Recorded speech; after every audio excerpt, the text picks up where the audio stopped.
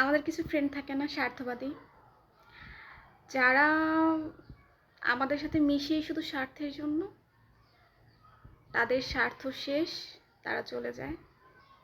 তারা আমাদের সাথে মিশেই হলো আমাদের যে স্টাডির সময়টা, সেই সময়গুলো পার করার জন্য। হ্যাঁ, এটাই সত্যি। দেখবেন পড়াশোনা শেষ, আপনার একটা খবরও নেবে না।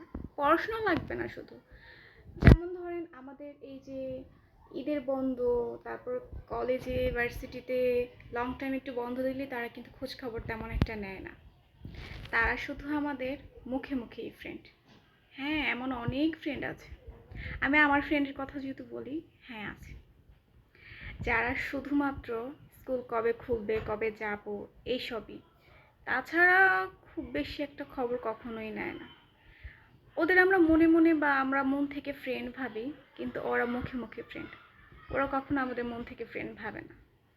তারা শুধুমাত্র স্বার্থের কারণে আমাদের সাথে মিশে। এইসব ফ্রেন্ডদের স্বার্থবাদী ছাড়া আর কিছুই বলা যায় না।